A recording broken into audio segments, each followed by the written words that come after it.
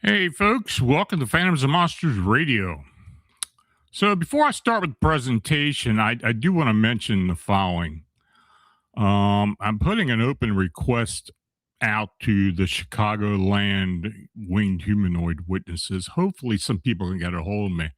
And I've been reaching out publicly to reconnect with witnesses who previously contacted me about their winged humanoid encounter or sighting in Chicago and the surrounding region. Now, for years, I've documented reports from individuals who encounter large flying humanoid entities throughout Chicagoland, including areas around O'Hare and Des Plaines and Lake Michigan and other locations, even down into Indiana.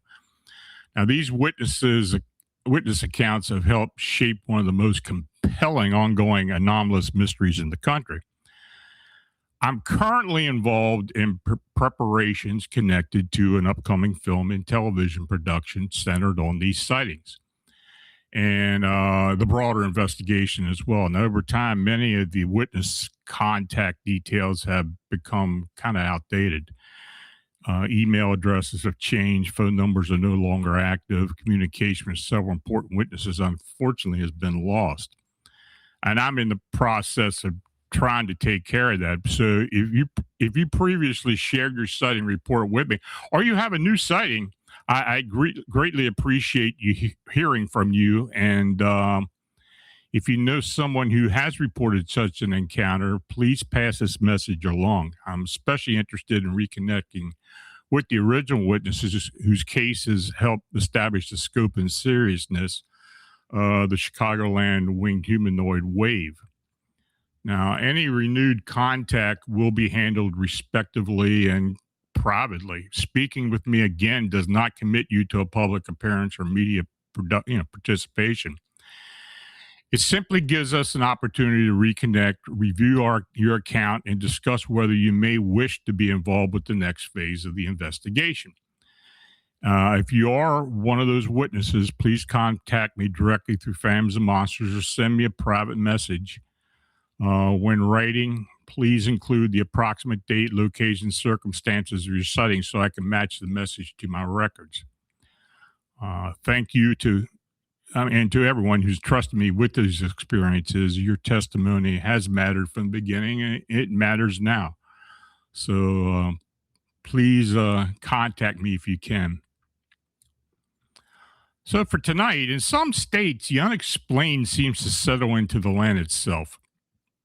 Not just one town or one haunted road, but across cemeteries, backwoods, farms, creeks, caverns, and forgotten stretches of highway where witnesses are left with the same realization. They saw something that should not exist. So tonight we travel to Indiana, where the accounts are not only strange but deeply unsettling. Towering winged humanoids, grave disturbing beast, black clad intruders, horned sentinels, lizard like entities, and impossible roadside creatures all emerge from the same landscape, separated by time but bound by the same undercurrent of dread.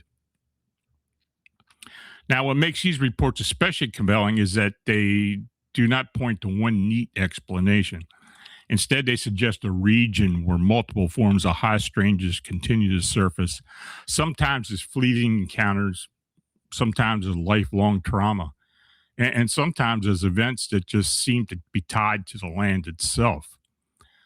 Some witnesses describe overwhelming fear, others describe intelligence, intention, and even pursuit. But in every case, the memory remained vivid because whatever was encountered was real enough to leave a mark. So tonight's presentation is a journey through some of the most bizarre and disturbing Indiana reports that I've received. And by the end, you may find yourself asking whether these are isolated incidents or fragments of much larger hidden patterns. And folks, if you do enjoy the state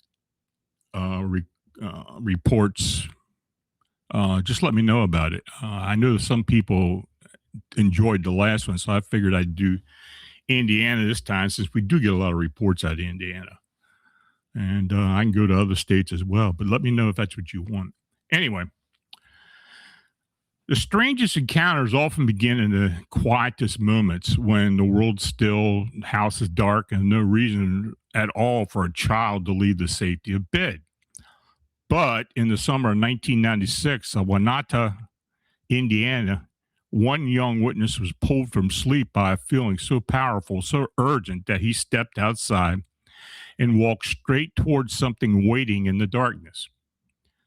What he saw near the fence line was not human, not animal, and not something he would ever forget. Standing upright in the night was a towering winged figure with a muscular chest, folded wings along its back, and a vivid red slit-like eyes that burned through the dark. Then, with a violent rush of air and a loud whooshing ascent, the being launched skyward and vanished. And for the witness, the terror did not end there, because what happened later would only deepen the sense that this encounter may have been tied to something ominous still unfolding around that property. So the witness, Earl, was 12 years old this summer 1996, living with his family on South Haskell Road in Wanatah, Indiana. He had been asleep in a back bedroom when, early in the morning hours, he suddenly awakened by an intense sensation. He became convinced that he had left something of great importance outside of the house. Now, the feeling was so strong that he got out of bed and walked onto the front porch.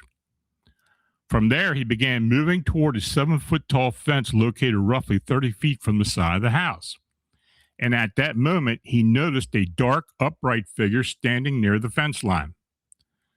The being appeared to be between 7 and 8 foot tall. It had a humanoid form, dark coloration, and stood fully erect or upright. Its eyes were described as long vertical slits that projected a vivid red light. And as Earl moved closer, he began to grasp the entity's size and abruptly froze in place. He observed what appeared to be large wings folded along its back, though he never saw them extend. He also noted well-defined musculature across the creature's chest. Now, while facing the entity, he heard 3 repeated bumping sounds. Without warning, the figure ascended rapidly into the air. Now, Earl described a loud whooshing sound as it lifted upward and disappeared into the darkness. He immediately ran back into the house and watched from the inside, fearing the entity might approach the porch. But nothing else occurred that night. But not long afterward, the house on South Haskell Road burned to the ground. Now, Earl initially didn't connect the fire to the encounter, but later reflected on the long-standing association of winged humanoid sightings with misfortune or ominous events. Now, in subsequent conversations, Earl shared additional details. A neighbor had reportedly seen strange beings in the wooded area behind the property. And according to the neighbor, fox traps had been torn open and animals removed. Now, after the fire, Earl continued to hunt squirrels in the same woods. On at least 2 occasions, he left the harvested game secured while he continued hunting, only to return to find the squirrels had been taken. Each time he noticed branches and bushes moving nearby as though something had just vacated the area. Now, years later, after getting married, Earl relocated to Wayne Drive in LaPorte, Indiana. He reported that unexplained activity had continued intermittently around his property. He describes an ongoing intuitive awareness of unseen entities in this vicinity, a sensation that has never really subsided. So, what Earl described in Wanatah feels kind of like an account that lingers long after the witness leaves the scene. A tall winged figure, glowing slit red eyes, a violent upward ascent, and then not long afterward, a devastating fire that destroyed the home. Whether that final event was a coincidence or something more symbolic, it reflects a pattern that has long characterized winged humanoid lore. Dread first, meaning later. But Indiana's unexplained history doesn't begin with modern witnesses. In fact, some of the oldest mysteries are even more disturbing because they involve something unseen moving beneath the earth itself. Now, the next case takes us back more than a century to a cemetery near Shelbyville, where graves were torn open from below, and terrified local residents claimed that something inside the burial ground roared back at them. Now, in March 1913, a rural cemetery east of Lewis Creek near Shelbyville became the center of a chilling mystery that left local residents shaken and afraid. Graves were violated from below. Coffins were torn apart and human remains were scattered while something unseen roared from within the earth itself. More than a century later, the incident still raises unsettling questions about what truly stalked Patterson Cemetery. Now, this is a newspaper account from March 21st, 1913, Shelbyville, Indiana. And the article states, an uncanny sensation has gripped Shelby County in recent years, particularly affecting residents near Patterson Cemetery east of Lewis Creek. Some unknown creature or entity is desecrating graves in the cemetery, and those who have investigated the situation have been unable to solve the mystery. The creature burrows into the graves, tearing apart coffins and scattering bits of broken wood, spinal columns, arms, legs, bones on the surface. It roars like a lion when intruders venture too close to the scene of its activity. Now, initially, it was believed that woodchucks were responsible for the disturbances, but this theory has been dismissed as no such animals have been seen in the cemetery. Now, the situation was first discovered by women who visited the cemetery to tend to their relatives' graves. They noticed a large hole in one of the graves, and as they began to investigate, a roar erupted from within the grave, prompting them to flee the cemetery in terror. And they haven't returned since. Local men then approached the cemetery armed with picks, shovels, and guns. They found bones and coffin fragments scattered across the graveyard. Upon digging into several disturbed graves, they confirmed that these graves had been used as shelters by some creature, but they could not identify the species. The men continued their investigation with determination until they reached a grave where it was suspected the creature might still be at work. There, the men lost their nerve, and several admitted to being just as frightened as the women. The effort to unravel the mystery continues, but the creature remains elusive and as active as ever. Now, I tried to find uh, any any reference to this, and if there were any resolutions to it as well. And I couldn't find a thing. So if anybody does hear anything, please let me know about it. That this 1913 cemetery case is disturbing not only because of the desecration, but because of the atmosphere surrounding it. Fear spread quickly, explanations failed, and even armed men lost their nerve when they got too close. It's one of those Indiana incidents where the physical evidence was real enough, yet the source remained completely beyond reach. And that same tension appears again in a much more modern Shelbyville account, though this time the mystery is not hidden underground. Instead, it arrives in black vehicles with men in dark overalls, failed cell signals, and a neighbor's report involved two glowing child-sized beings in a field.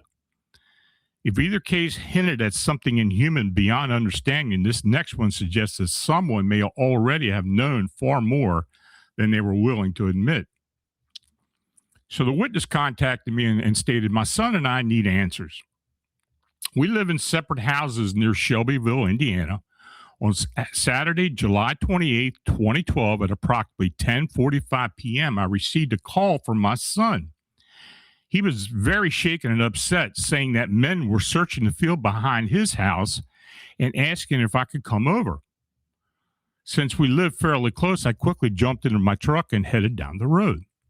And when I arrived at his house, two black Land Rovers were blocking the driveway. So I had to park in the front yard. As soon as I got out of my truck, a tall man dressed in black coveralls approached me and asked who I was and what I was doing there. I told him it was none of his business and that my son lived there.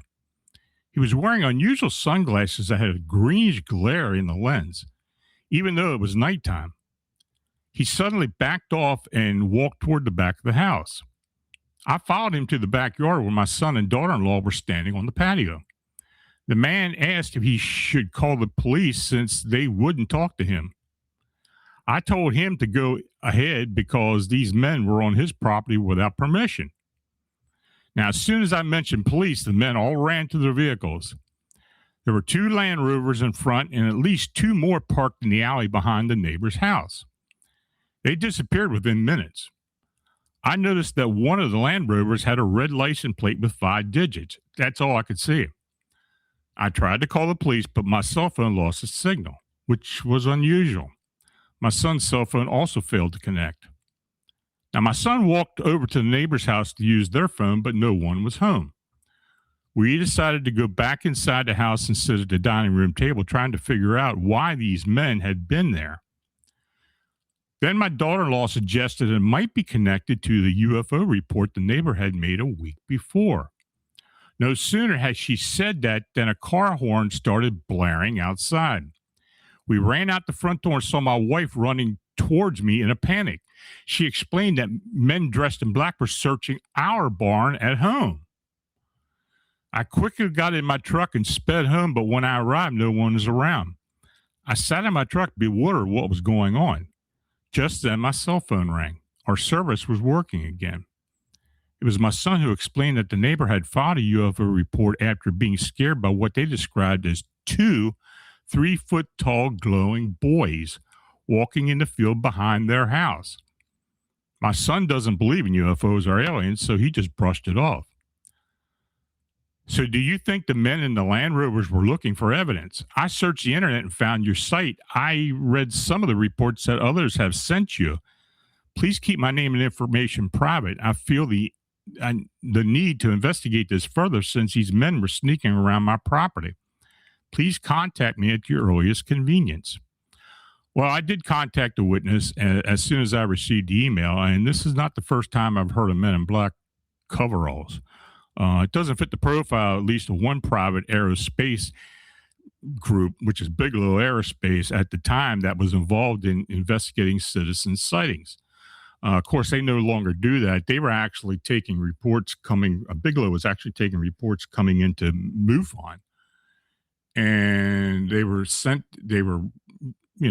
given to Bigelow, and they were actually going out and checking.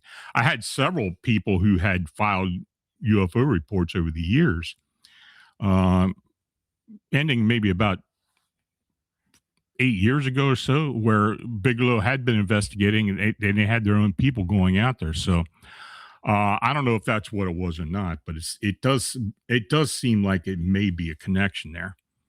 But I never found out anything later after that. Now, when witnesses start asking whether strangers in black vehicles are searching for evidence before local authorities even arrive, the case shifts from strange to deeply unsettling. The details about the glowing boys in the field is bizarre enough on their own, but the coordinated response and sudden communication failures and the speed of their disappearance all suggest an operation rather than a coincidence. Still, not every Indiana mystery comes with suspicious men and organized intrusion. Sometimes the witnesses left with nothing but a roadside encounter so bizarre that it seems to change form in real time. Now, the next report from Miami County begins with a towering black unnatural figure on a dark rural road and ends with a massive dog-like creature that may or may not have been the same thing. Now, the witness tells me this incident occurred in 2007 in Miami County, Indiana, near Peru, approximately 2 miles from the Honey Bear Hollow campground. I was working the night shift, and a coworker and I were driving down a country road after work, likely around 4:45 a.m. while it was still dark outside. I noticed my coworker's taillights brighten as if he was braking when he swerved into a ditch and back onto the road. Now, as I approached the same area, I saw a tall black figure standing on the road. It was moving in a strange, unnatural way, almost like it was blowing in the wind, but it clearly wasn't. At first, I thought it was an exceptionally tall person wrapped in a large black blanket because I couldn't see any arms or head, just two big legs and a torso. I swerved to avoid it, coming to a complete stop as the figure passed by my driver's window. It was around 7 foot tall, leaning forward and at least a foot taller than my vehicle. As it moved behind my car, the taillights illuminated its legs, but I couldn't make out any details such as hair or clothing, only large, thick black legs. I quickly drove down the road once it had passed, and I saw my coworker pulling into the gravel parking lot, so I parked next to him. He was panicking, asking if I had seen it and how it appeared to be missing a head. I suggested we go back and investigate as the figure seemed oblivious to us driving right at it. Although he was reluctant, he decided to follow me. We drove back to the area, and there, in roughly the same spot, was a large black dog lying across the road. And this was no ordinary canine. It was much larger than any normal dog, but it looked dead. It hadn't been there just a few minutes earlier when we drove past. I decided to get out and check it if it was alive and to move it off the road, as it was positioned in a way that made it difficult to drive around.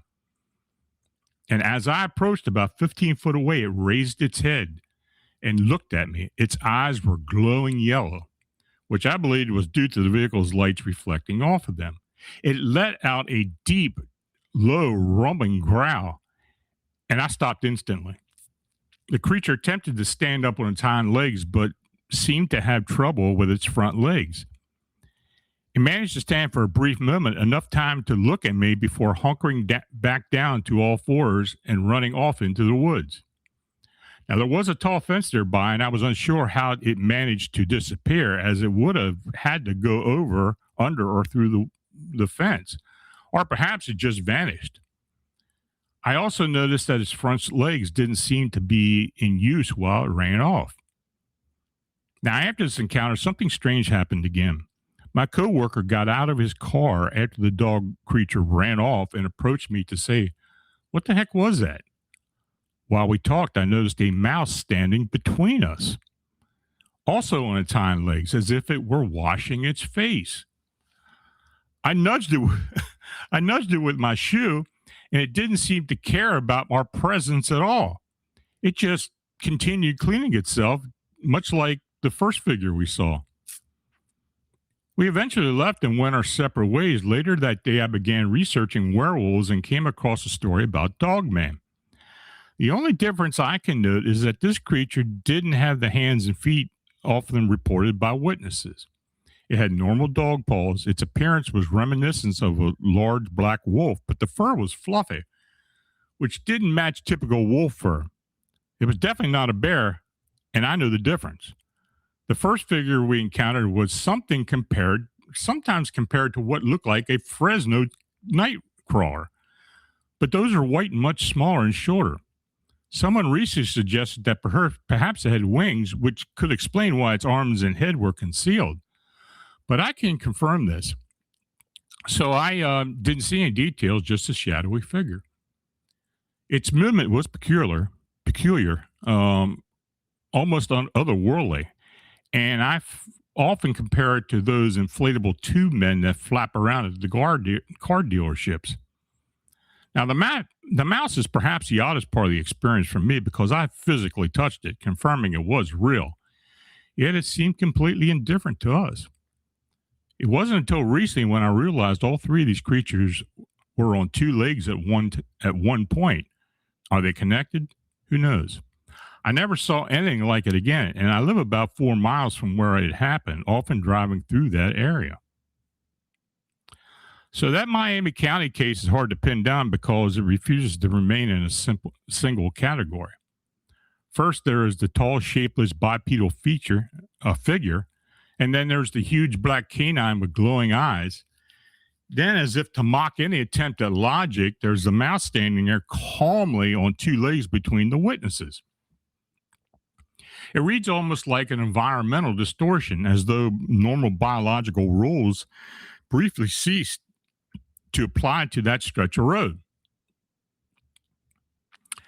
That's what makes the next encounter especially interesting. In LaPorte County, the witness did not describe a towering monster or a spectral shape, but something smaller, older looking, and somehow just as disturbing. Hunched over in the woods, covered in blood, and feeding on what appeared to be a deer, it resembled less a modern cryptid and more a figure pulled straight from European folklore. So the witness tells me, this occurred around the time I graduated, 1995.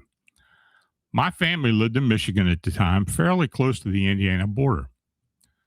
Some friends I played Dungeons and Dragons with became interested in ghost hunting, and we often traveled to LaPorte County, Indiana, about 45 minutes away. Now, on this particular night, we had picked up the girl I was dating. She and I were sitting in the back seat while my two buddies were in the front. We found ourselves on a somewhat secluded two-lane road with thick woods on the right side. I'm not trying to be vague. I simply don't remember much about the area or exactly where we were. John, I said, don't trust what you see around here. I've heard your eyes can play tricks on you in this area. Almost on cue, we began to see what looked like black fog or shadows darting and swimming across the road in the headlights. We remained calm and kept driving. Eventually, the road turned off to the right into the woods, and we took the turn. After about a quarter mile, the road either continued straight onto the gravel or turned to the left. So we chose the left. At this point, we were driving slowly, maybe 5 miles an hour, and both my girlfriend and I were looking out the passenger side window. About 15 foot into the woods, maybe 30 feet away from us, I saw what appeared to be a small, old troll hunched over, eating something bloody and messy with its back to us. My mind immediately went to folklore, and I thought red cap as soon as I saw it, even though it wasn't wearing anything. I slowly turned to my girlfriend because it was a lot to see without feeling crazy, and her eyes were wide with fear, tears streaming down her face. She was petrified. We both told my friends in the front that we needed to leave. There was something in the woods. She was crying, and I was freaking out also. The two in the front didn't see it and were frantic to know what we had just seen, wanting to drive by again, which we absolutely did not want to do. About 100 yards later, the road turned right onto the gravel, and the driver decided to turn around there and head back the way we came.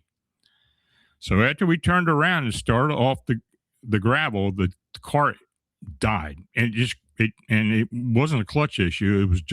It was an automatic. My girlfriend started screaming, and the driver told her to relax as he tried to turn the engine over. Thankfully, it started up again. However, the moment the car turned over, the headlights immediately turned on.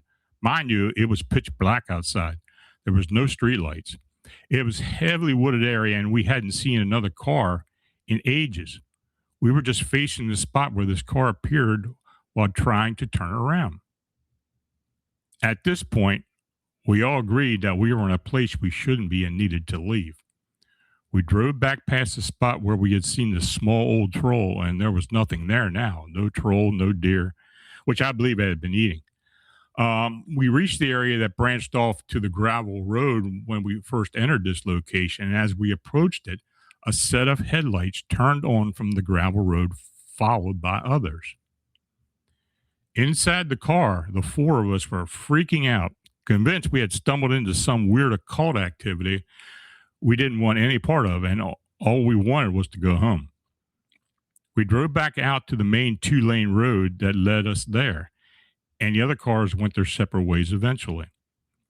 That's been over 20 years ago, and I still get chills thinking about it. The image of that little gnarly troll hunched over eating the deer is as vivid as it ever was. A lot of strange things happened when I lived in the Bridgman, Michigan area. This was the most extreme, but I had about 20 years worth of unexplained experiences that cram into 2 years that I lived there. To describe the red cap further, from what I remember, it was naked, maybe 3.5 foot tall if it stood upright, and very stocky. It was squatted low, its bottom almost to the ground where it ate, and it was somewhat hairy on its shoulder and back. Blood covered its hands and forearms, and it was holding what looked like a leg of a deer, with the mess of the rest of it at its feet. I had about 3/4 view of it, mostly its back, and I didn't get a good look at its face, though it glanced over its shoulder at us nonchalantly as we drove by. I just remember it looked old and menacing, like a furious little 70-year-old man, unnerving to say the least. Some reports are disturbing because of their size. Others are disturbed because familiarity has been twisted into something wrong. That LaPorte County encounter carries that folkloric edge. That sense that the witness did not simply see an animal in the woods, but something ancient, intelligent, and predatory. The way it casually glanced back while feeding on it deepens that impression.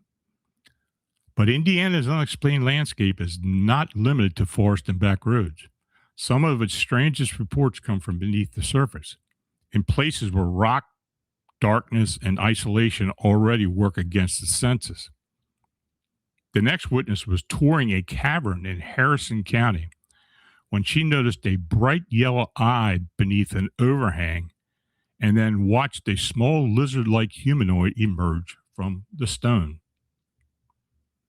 So in May 2015, I received a voicemail from a woman in Muncie, Indiana. She and a companion witnessed a frightening, unexplained lizard-like humanoid while touring a cavern in Harrison County, Indiana. Now, I conducted 2 interviews with the witness, whom I'll refer to as Gigi. Now, Gigi is Dominican national, and her English is fair. This made it somewhat challenging to gather information. So I just listed the details, and this is what she told me. The date and time was Tuesday, August 26, 2014 at 2:30 p.m. during a tour of the Squire Boone Caverns in southern Indiana. The witness and her friend were part of a group from Muncie, Indiana. The cavern tour was an itinerary highlight after spending the previous day shopping and touring in Louisville, Kentucky. Now, during the tour, they reached an area with several small underground waterfalls. There were some large flat rocks on the right side of the waterfall, including a few overhangs. Gigi noticed that appeared to be a bright yellow eye shining from beneath one of the overhangs, which gave her chills. Her friend asked what she was looking at, so she pointed toward the rocks, and her friend saw the same eye looking back at them. They stood there for about 5 minutes watching the eye as it appeared and disappeared. The pair was about 30 foot from the rock, and although there was some movement, it was hard to see in the dim light. Now, when the tour began to move on, Gigi looked back at the eye and saw something exit from underneath the overhang. She paused to watch it crawl onto the exposed rock and then stood on its back legs. Almost immediately, it scurried away into another crevice in the rock. Gigi described it as resembling a lizard about 1.5 feet tall, with long, almost human-like arms and legs and a short tail. She quickly rejoined her group, but continued to glance behind her. Although her friend did not see the lizard, Gigi described it to her after they returned to the bus. Now, Gigi was visibly shaken. Her friend gave her a lorazepam pill to help calm her down. Other people on the bus noticed that she was trembling. She chose not to mention her sighting to the rest of the group. Now, the following day, Gigi felt very ill. Now, while it could have been a reaction to the pill, she believed that something occurred to her physically and mentally because of what she saw. Gigi feels that she was not meant to witness the lizard-like being. Now, Gigi has agreed to allow me to share some of her experience on the blog and, regarding the detail of the sighting, although her personal information remains confidential. She's curious if anybody else has encountered something similar and would like to know the outcome of their experiences, especially at Squire Boone Caverns. Now, the Squire Boone Caverns sighting stands out because it feels so sharply localized. This was not a fleeting shadow in the periphery of or a misidentified animal in the bad light. The witness focused on one glowing eye, watched the movement, and then saw a small reptilian figure stand upright before it vanished back into the rock. Just as notable is the aftermath because she believed the encounter affected her physically and mentally long after the tour ended. Now, that idea that certain places may hold presences tied to the land itself leads directly into the next case. Near Sugarloaf Mound, a witness and his friend described a massive black horned figure standing in a haunted yard, radiating hostility without making a sound. In this account, the question is not merely what was seen, but whether it was guarding something or summoned by something already rooted there. So the witness tells me this happened back in 2011. The people on the account are me, my ex-girlfriend, whom I will call Penny, and a friend who I will call Kyle. These aren't their real names. I just don't feel comfortable sharing them online. Now, my mother asked us to pick up her cat from the vet around 4 or 5 p.m. It was winter in Indiana, and it was getting dark around that time. It was already a bit of a drive to and from the vet because my mother lived out in the country, and the vet was in town. At any rate, we went to pick up the cat without issue, and after we dropped it off, Penny, Kyle, and I were going to see a movie. We get back to my mother's house, and the sun is already set for the most part, and it's quite cold. Kyle helped me carry the cat inside while Penny kept the car running to keep the heater going. Kyle liked talking to my mother and wanted to see her before we headed back out to the movie. We were walking up to the house when both Kyle and I stopped because we got a weird feeling at the same time. We figured out later that we were talking about it. The house is in the front of us, and my mother's yard is behind us. It was a big farmhouse, so it had a sprawling front yard. We both stood still, frozen in the spot by this weird feeling, and I looked first and saw something standing behind us in the yard. Then Kyle looked too. The thing had to have been well over 6'3" because that's how tall Kyle is, and it was bigger than him. It had a hulking shape with more mass on top than on the bottom, like a hunchback. That just tapered off into the shadows, so I don't know if it had legs or what it might have looked like. The whole thing was pitch black, even in the dark. It had no eyes, no discernible facial features, but I could tell it was huge and very angry. There was just a feeling I got from it that it was mad at us while we were there, and I could tell it was staring right at us. Now, the only discernible feature about it were it had horns, massive horns, like antlers sticking up from its head. And the hunch in its back seemed to be lumpy and had irregular shapes sticking out of it. But because it was so dark, I couldn't figure out what it was. Now, neither of us heard a sound from it. It just stood there and menaced us for what felt like minutes, but it can't have been that long. Cal unfroze me from the spot, and the two of us darted into my mother's house and delivered the cat. We waited a bit, but after looking outside, we didn't see anything else out there. So after talking to my mother for a bit, we ran back outside. Penny put on the gas, and we got out of there. Now, we never saw it again after that, but to add a little background to my mother's house, it has always been haunted. The house that is standing there now is a newer building. The older farmhouse that had been there previously had burned down, killing a young boy, a mother, and her older daughter. Now, my mother has had issues with it for a long time. She had the house blessed on several occasions, but nothing ever sticks. Friends who stayed in the house have reported weird stuff happening to them as well. And I lived there, I experienced some odd things also, but this was the only time it happened.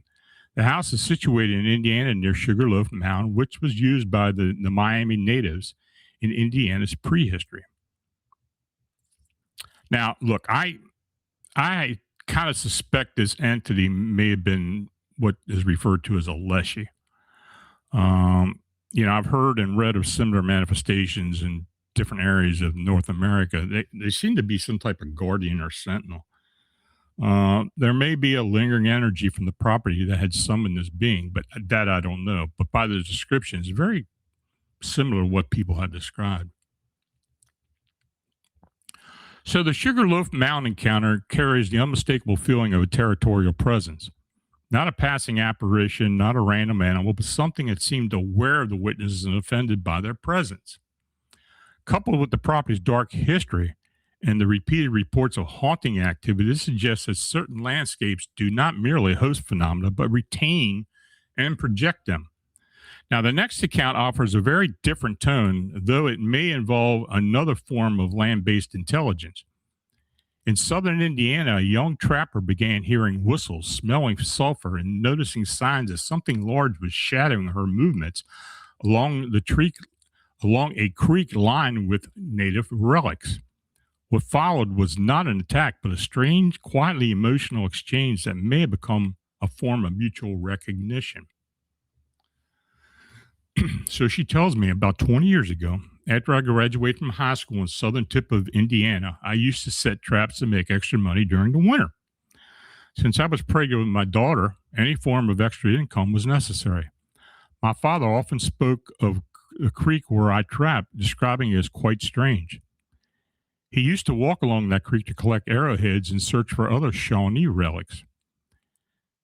He shared many stories about the Shawnee Native American tribe, their history, and the folklore. It was a very special place for us. And when I started trapping, my father emphasized the importance of respecting wildlife. Don't litter, just kill humanely, and only take what is necessary. This instilled in me a deep appreciation for life, eventually leading to my career in conservation. I share this background to explain why I did what I did. About once a week while walking along the creek, I would hear whistling that sounded human, but was random in pattern. I also picked up a sulfur-like odor reminiscent of rotten eggs. My dad told me it was mostly likely Bigfoot, and sightings had been reported in the area for as long as we could remember. So one day while scanning the tree line with my binoculars to check for coyotes and foxes in my traps, I noticed a medium-sized tree swing dramatically, like past the tree line.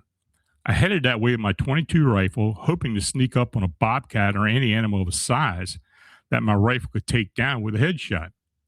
And by the time I was 3/4 of the way to the tree line, the swing stopped. And I couldn't see anything.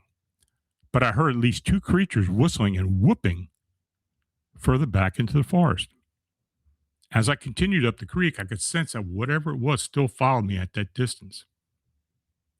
Sadly, one day an oil fracking company purchased most of the land, although they still gave me permission to trap. They had a few accidents that contaminated the water, killing nearly everything, and it broke my heart to see beavers, muskrats, and raccoons floating down the creek. After that, they installed their rigs and cleared most of the forest. The environment became a bit hostile. One day, while checking my traps, I discovered that nearly all of them had been ruined, bent, beaten, and broken. The few animals I managed to catch had either been stolen or ripped away with their legs or feet still attached. I even found a coyote that had suffered severe injuries. Its fur was torn, its lower jaw was broken, and its head was badly beaten. It felt like retaliation for what the oil company had done. For a few months afterwards, I went to the store twice a week and bought a variety of apples and pears, along with a mix of meats from the carcasses I had skinned. I would place the food in a basket and leave it in the forest, hoping whatever creature was out there would find it before anyone else did.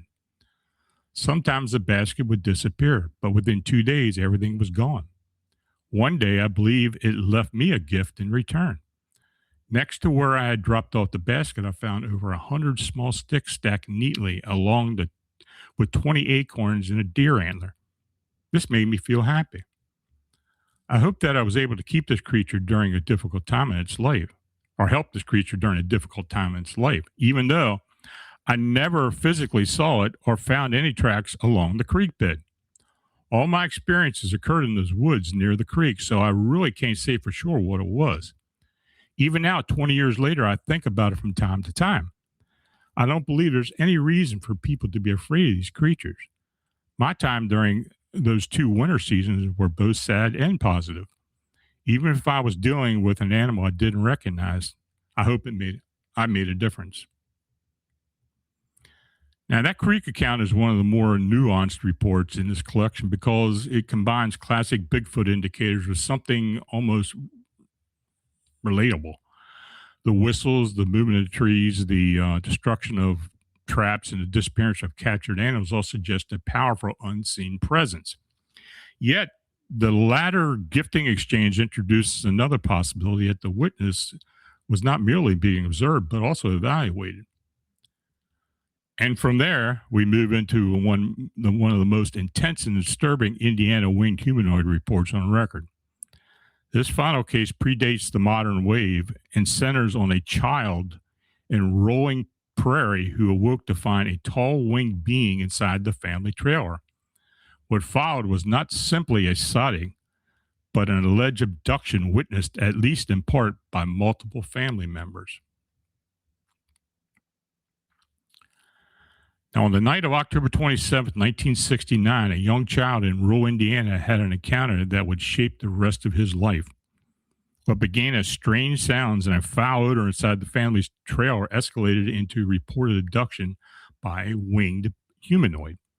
Now, this account is significant because it predates the modern wave of winged humanoid sightings and was corroborated by multiple family members. I received a telephone call from the eyewitness, F.H., who later publicly divided himself as Floyd Hancock, and he insisted that I use his name in the account. He described a harrowing event that occurred in Rolling Prairie when he was a young child living with his family on this rural property. Now, at the time, Floyd lived in a trailer with his mother, father, sister, and grandmother.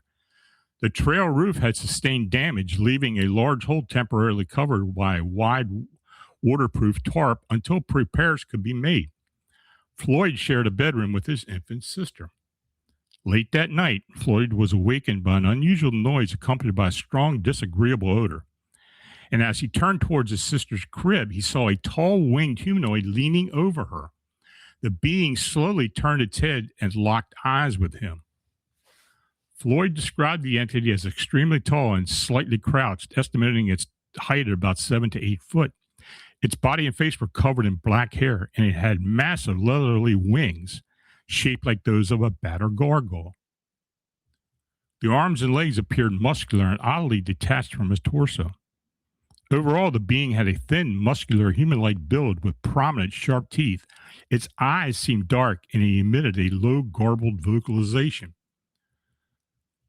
Floyd screamed to alert his parents in the adjoining room, but there was no response. His grandmother was the only one to react. She entered the room, saw the entity, and collapsed to her knees in shock. The winged humanoid picked up Floyd and carried him into the living room. From there, it ascended through the hole in the ceiling, having clearly moved the tarp aside to gain entry. Floyd remembers feeling extremely cold and wet as he was taken upward, and he recalls hearing his grandmother scream as the creature launched into the night sky. Floyd has no memory how long he was gone. His next recollection is waking up back in his bed surrounded by his frantic parents and grandmother. Now, according to Floyd, his grandmother witnessed the entire event and documented it at the time. Living relatives later confirmed the details, as his grandmother repeatedly recounted exactly what each family member experienced that night. She passed away in 1985. Floyd stated that his parents appeared to wake up only after the abduction had ended.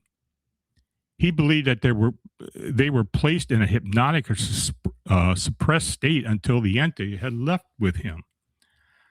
Now, several minutes later, the family heard scratching noises followed by a heavy thud on the roof. Floyd's father immediately climbed on the roof and found Floyd lying unconscious. They brought him inside, dried him off, and placed him back in bed. No authorities or medical professionals were contacted due to the fear and confusion surrounding the event. Now, Floyd physically recovered, but he reports experiencing lifelong emotional and psychological trauma directly attributed to the abduction. And when the film The Mothman Prophecies was released, he suffered a severe emotional breakdown while watching it in the theater. And I hear that a lot. He had to leave during the car crash scene and has never watched the film since. When asked why he contacted me after all these years, Floyd explained that a cousin, aware of the winged humanoid sightings in Indiana and Chicago area, shared my contact information with him. He expressed relief in learning that others had reported encounters with similar beings.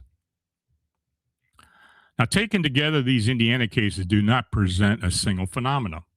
They present a landscape of recurring impossibilities. Winged humanoids, graveyard disturbances, men in black, glowing child-sized figures, horned sentinels, reptilian humanoids, red cap-like predators, and possibly Sasquatch interaction all emerged from the same state across different decades under very different circumstances. And yet there is a connective thread. These reports repeatedly point to places, to certain roads, burial grounds, caves, creeks, fields, and homes where reality seems thinner. And the witness testimony takes on the same charged quality. Indiana may not be discussed as often as other paranormal hotspots, but based on these accounts, it deserves to be. Now, when you examine these Indiana encounters together, the first thing you notice is the variety. Winged humanoids, gravesite desecrations, so on and so on.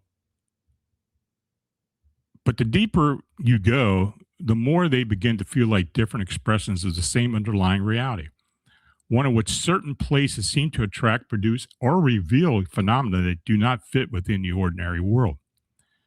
That may be the real story behind Unexplained Indiana.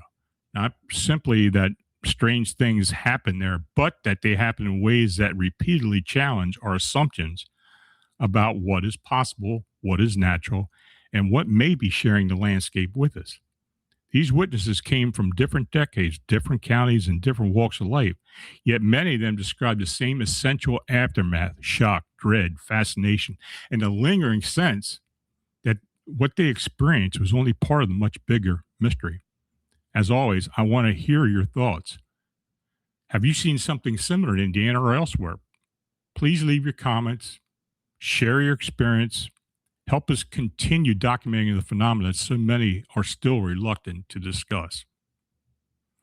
Now, if you've had an experience or experienced anything like this or had an unexplained encounter or sighting, please send your report to Phantoms and Monsters. And as always, thanks for listening.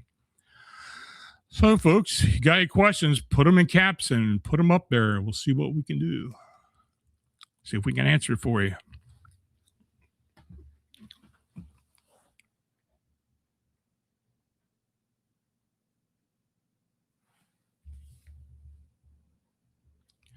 Got a good crowd tonight. I guess these state reports are popular.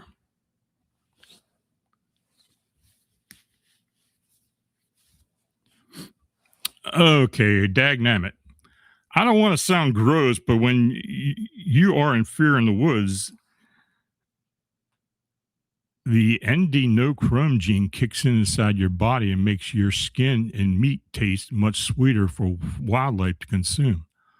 Well, I had never heard that before. That's an interesting quote. Maybe there's something to that, though. That is interesting. Sir Wolf, hi, Lon. Do you get many small cryptid reports? If people are not scared, they may not bother reporting them. Yeah, I do get some. But normally, maybe they're not cryptids. Maybe they're humanoids or something. Usually there's something that's standing up and more human than non-human, as opposed to a Bigfoot or cryptid canine or a winged humanoid. But no, I do get a few. And as we go into some of these state, if we do more state report presentations, there's going to be a variety of different things that pop up. Sir Wolf, a mouse-sized dog man might go unnoticed. Yeah, I would believe so. Alex staring. Off-topic line, can you do a show on curses and cursed items? I think I did one a while back, but I can dig into some things. I've got some reports somewhere, so yeah, I can do that. Grandizer 12 question, Lon, what theories do you have, if any, on nighttime on the road encounters with various forms of cryptids? Are they the same cryptid or totally different? I don't know. Probably the same. I mean, if you get reports as many as I do, they kind of blend in together. So they're normally describing something very similar. But hell, you never know. I mean, something might show up that I've never even heard about. And that's when you get paranormal gold. So, but occasionally something pops up. Grandizer 12, Lon Strickler, big fan. What are your theories on so many roadside nighttime encounters? Easy human prey, victims of the cryptid, other theories. I guess it's just being in the right place at the right time. And of course, it being night, I guess they feel more safe being out there in the dark as opposed to in broad daylight. Sure, you're going to get much more happen during the nighttime. That's just natural.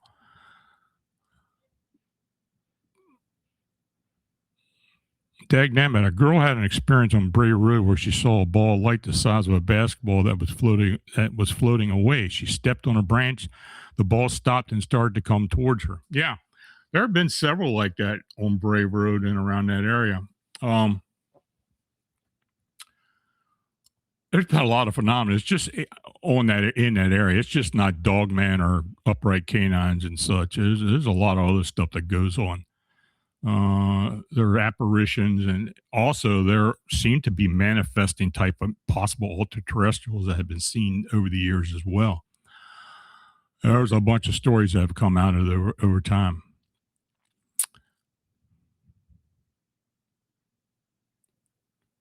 Anything else, folks? Okay. Well, until we meet again, and just stay aware, stay safe. And as always, keep looking into the unexplained. Nice evening. Have a great weekend. See you next Friday. Good night.